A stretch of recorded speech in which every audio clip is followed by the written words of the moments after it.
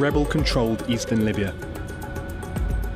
2011 has seen uprisings across the Middle East and North Africa, dramatically changing the region and the world.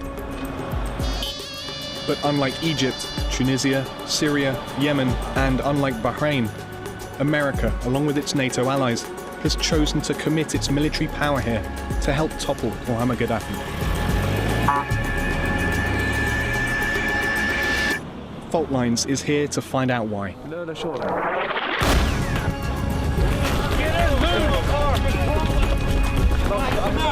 Just heard these shells coming in, we're going to take cover.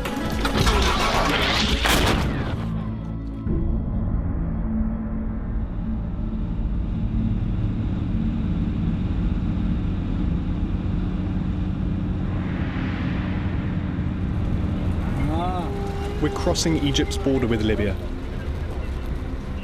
Al Jazeera? Al Jazeera. Thank you. There are victory signs here, but no sign yet of an end to the war. جايينك الثلثية يا أبو شفشوفة والشعب الليبي توا تشوفه يا أبو شفشوفة حفرة حفرة. On the outskirts of the city of Benghazi, the Libyan rebel stronghold, reminders of the fighting are littered along the side of the road. There's evidence of fierce fighting all the way along the road that leads back towards the front line. But these tanks were forces destroyed by NATO, not by the rebels. Gives an idea of the level of international involvement in this conflict.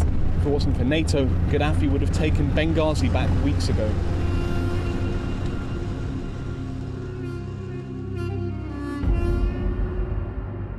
This was where the US claims Gaddafi's forces were preparing to massacre the residents of Benghazi. So, on the 19th of March, the US and its allies, with the backing of the United Nations, stepped into the fight. If we waited one more day, Benghazi, a city nearly the size of Charlotte, could suffer a massacre that would have reverberated across the region and stained the conscience of the world. You remember the Gaddafi forces were sweeping from the west to the east. They were retaking all the towns that the rebel alliance had captured in the east. It appeared as if Mr. Gaddafi was about to attack Benghazi. That it was logical to conclude that had Gaddafi's forces gone into Benghazi, countless number of people may have been murdered. You have Gaddafi with his tanks outside saying he's going house to house. That caused decisions to be made rather rapidly. It wasn't as if we had weeks to devise some carefully thought out strategy. I do think it avoided a massacre.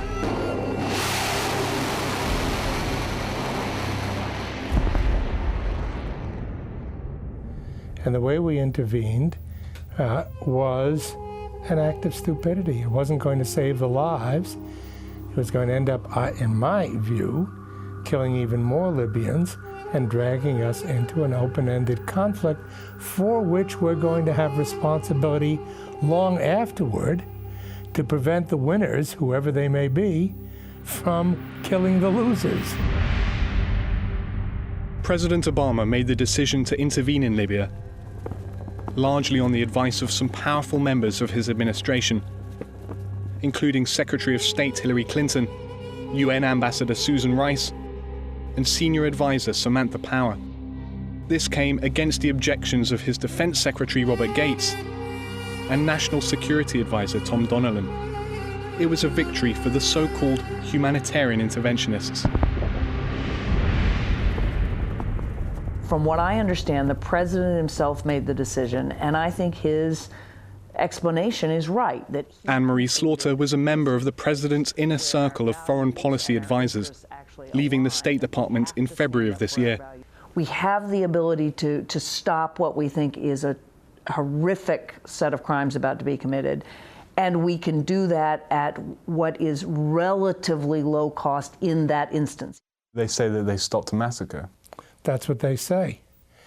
But the truth of the matter is the rebels, whoever they are, and we still don't know, were the ones who started the uprising. And for the first 3 or 4 days when the rebels were winning, No one said we ought to go in and stop the humanitarian massacre against the people supporting Gaddafi. As long as the rebels were going to win, we were quite happy. As soon as it looked like Gaddafi was going to win, we needed humanitarian intervention. Now, with Gaddafi being directly targeted by NATO airstrikes, the mission has moved from being one of protecting civilians to regime change. The US plan beyond that is unclear. The minute there is a peace agreement or a lasting ceasefire, politically, of course, we're going to do everything we can to support a good government in Libya. But we have no military responsibility. And if the country stays in conflict for the foreseeable future, that will be a terrible thing, but that is not our responsibility. And I would not make it our responsibility.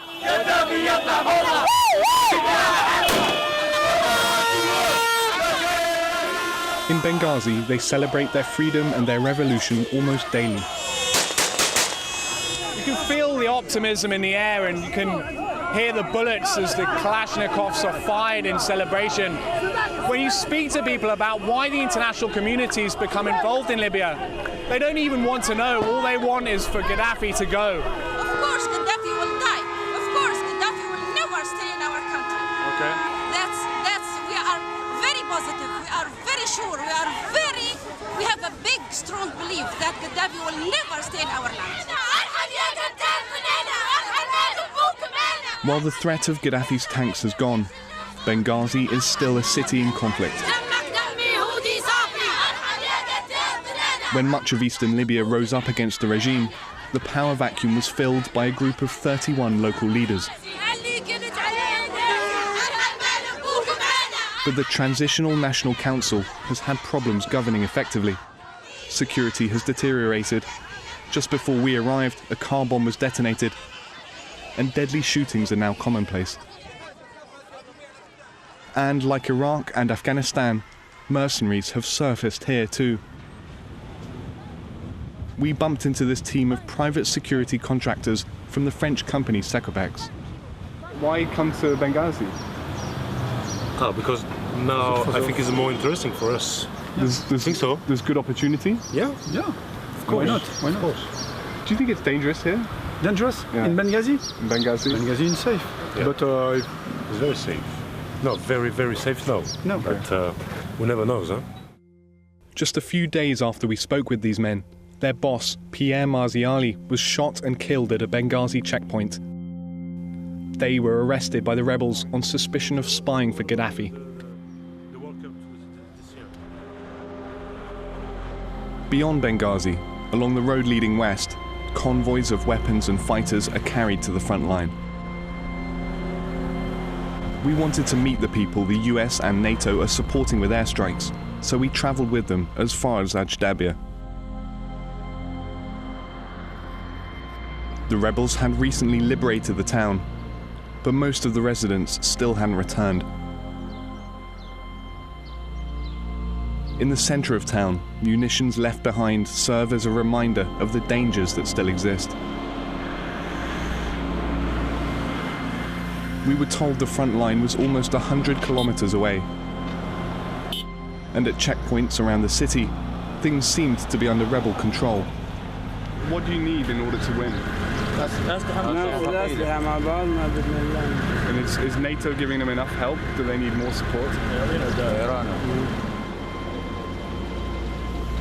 But even with NATO fighter jets supporting the rebels from the air, on this occasion, it was obvious they were finding it hard to hold their ground.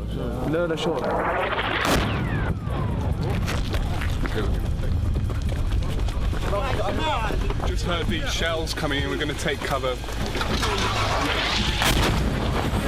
Get in, move! Is everybody in? No, we go!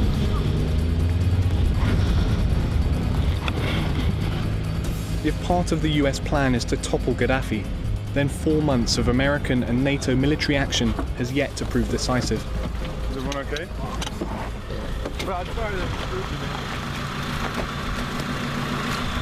When you see guys like that guarding the checkpoint with no body armor at all, weapons from the Second World War, it's really a very kind of big ask for those guys to be taking on a military advancing towards them. And the rebel forces don't really seem to be much of a military at all, very little organisation, antiquated weaponry. It's a very strange situation.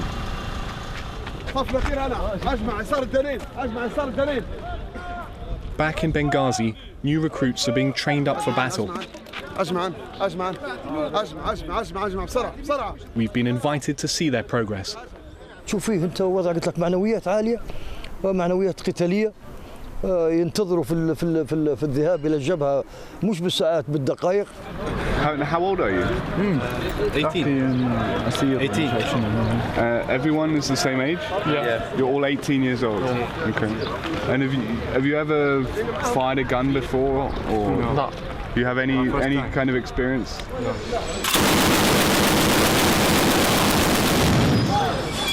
They're basically testing out weapons that they've managed to capture from Gaddafi's forces. This is the yard where those weapons are fixed, and then people are just firing them into the mid-distance, firing off live rounds. It doesn't really give a very good impression of how effective or efficient or professional these rebel forces are. The weapons depot is run by volunteers. This man was a civil engineer until a few weeks ago. He told us he'd learned how to fix machine guns on the internet. Building up the rebel forces is central to the Obama administration's strategy. And commanders here told us they'd had visits from British, French and US military trainers. But with loose tribal alliances and eager volunteers, rather than a real military structure, it's impossible to know who all the people are who are fighting against Gaddafi. The CIA is there and all the European intelligence services are there, but the truth of the matter is they don't know much more than they knew 3 months ago. American officials haven't forgotten that Libya sent more foreign fighters to Iraq to kill US soldiers than any other country except Saudi Arabia. Well, there certainly are people who were foreign fighters. There were a lot of them. They were, and I can remember them being captured in Iraq. I can remember them causing a lot of problems. It's been clear, first of all, there is a wide spectrum of political views that are incorporated into the Transitional National Council and the rebel movements. I don't want to be naive here. I can't imagine that everyone that's fighting on the rebel cause is someone that has fallen in love with the United States. This is definitely something to be on the guard for, and certainly one of the reasons that the State Department has its person in Benghazi, and certainly one of the reasons that everybody has to watch this carefully, is to ensure that the right people get encouragement. But on the ground, speaking to those US diplomats isn't easy. This is the only place in Benghazi where we know that US officials are staying. The US envoy is here and a small mission of USAID representatives. The envoy has said he won't speak to Al Jazeera because it's a very sensitive time, so we're going to go and try to find out why. Considering that America has fired more than 200 Tomahawk cruise missiles in Libya and projects to spend more than $1 billion this year, they're keeping a low profile. We met few Americans in Benghazi, but we did come across a Washington lobbyist. The Obama administration, I believe, is a deer, looking into the headlights, stuck and not knowing what they exactly want to do. Oliver KELLMAN is looking for work with the Transitional National Council. He says the rebels need to influence the decisions being made in Washington that could ultimately shape their destiny. Secretary Clinton stated that she believed that the council should be able to sell oil if they want, okay? Which is huge, okay? That's huge. The conflict has put a dent in the supply of a specific type of oil that plays a disproportionately large role in global markets. Libya's light, sweet crude is prized for its low density, making it easy to refine. In the first 2 weeks of the Libyan crisis, prior to the US decision to get involved, the price of oil rose by more than $25 a barrel on concerns over disruption to Libyan supplies. Oil has for years underpinned US foreign policy choices around the world. Some say Libya is no different. Is oil the only reason they intervened? I'm not in a position to say that, but was it a factor? Certainly, that's hard to ignore. Ed Chow spent years as a senior executive at major US oil companies, and in the past has advised the US government on energy policy. The United States is a global power. It has global responsibilities around the world. Whether it imports a lot of crude oil or not, it needs to be concerned about risks and uncertainties, dangers in various parts of the world that could affect the global economy. To what extent was oil a factor in the decision to actually get involved in Libya? I think the United States, like other countries, constantly has to balance interests. You have a number of interests that you pursue globally, and any country does. In this case, though, the overwhelming factor behind President Obama's decision to join hands with the international community and our regional partners in the coalition efforts in Libya was based on humanitarian concerns. When the UN Security Council backed Resolution 1973 authorizing military action to protect civilians, it also banned Libyan state oil companies from selling on the global market. But the rebels were able to sell their oil with the help of Qatar.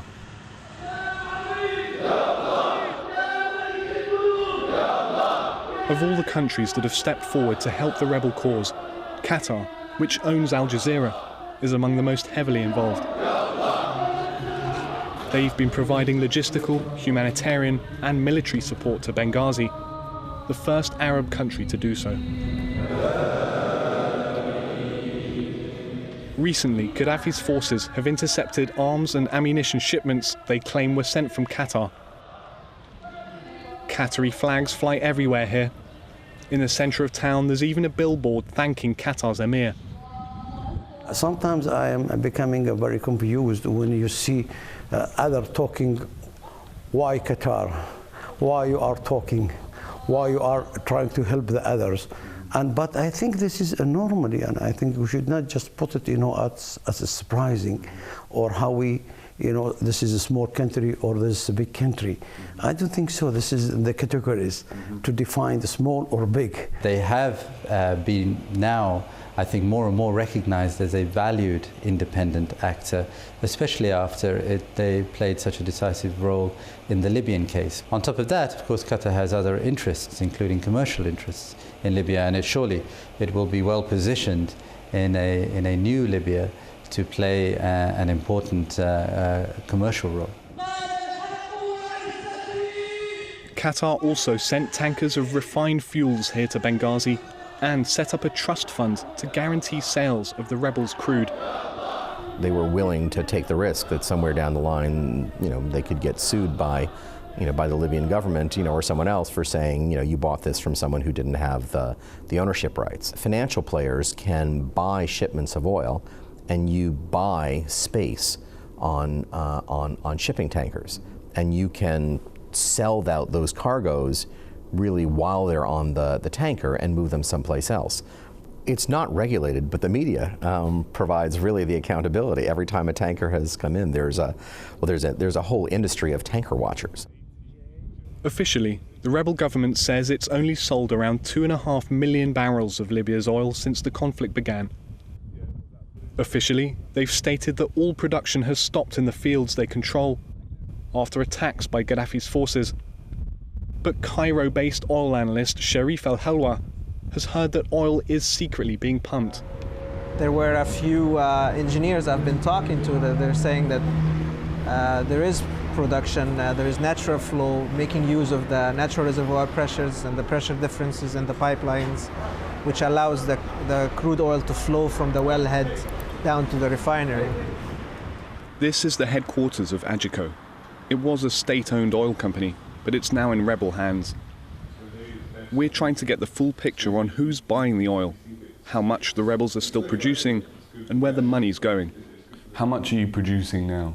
No, we produce nothing. We just keep our fields in the minimum of stuff, and we don't produce anything from. Nothing at all. Nothing at all. As we left the Ajico compound, the security guards started shooting without warning. Go! Go! Go! Go! Go! Go! Go! Go! Go! Go! Just go! Don't stop! We've been told that we have to get out of the premises. The gunfire just erupted outside the front gates of the National Oil Company. Total confusion. There's bullets flying, and we don't know who's firing at who. It's a very confusing situation.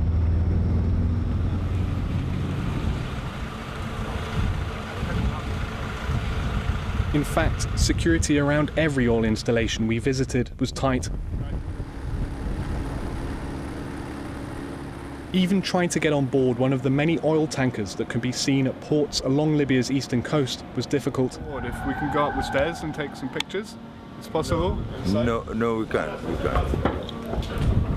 When we were able to speak to the crew, they said that they'd heard crude was being loaded onto tankers at the port of Tobruk. Did they tell you they had crude supplies? They told us that, but how much? I don't know, maybe more than 500. I'm not sure exactly. 500,000, yeah, maybe. After being told repeatedly by rebel officials that no oil was being pumped, we sat down with the Transitional Council's economy minister. Can you talk about the oil exports that you've made so far? Only what's known already, what's been published already. Okay. We need some money to buy fuel, and in return we export whatever we can produce. Very little, nothing. 100,000 per day, nothing. Because of the. You're exporting 100,000 barrels? This is on average, but maybe lower than that. Every day? No, this is production. You're producing 100,000? Yes, this is the lowest production level, which is not really much. We were surprised a council member confirmed what we'd been hearing, that the rebels are still producing. There's lack of communication between officials about what the official statements should be. There's lack of transparency and accountability. This is a war time for these people, and out of war situations springs out some war profiteers, and people are taking advantage of the situation. And in the oil business, you're talking about hundreds of millions of dollars that happen from one sale.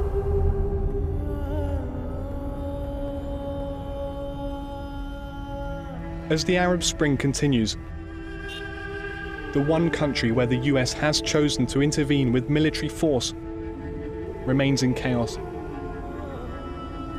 There's no doubt that Obama's response looks very different to Iraq or Afghanistan, but when it's unclear where Libyan rebel oil is going and where the revenues from those sales are ending up, it raises questions about how much the United States knows about the people it's backing to topple Gaddafi. Meanwhile, the military support that the US and the international community is providing is enough to ensure that the battle will go on, even if it's unsure where this path will eventually lead. I think probably the most important thing one can recognize is that the removal of the dictator is just the beginning of what could end up being a very long and complicated political process with many minefields and pitfalls along the way. I do think this mission began with a problem, and it was unclear what the strategic purpose was, unclear what the ultimate goal was, because in addition to protecting civilians, of course, it became clear that the individual governments, Britain, France, the United States, also desired the overthrow of Gaddafi, and the two seemed to be in conflict. I believe we should have pulled back on our good friends, the French and the British, and said, let's count to, as I like to say, 1 million before we do this, and make sure we know who we're helping, what we can accomplish, and how. As Churchill once said, when you start a war, you don't know where it's going to end.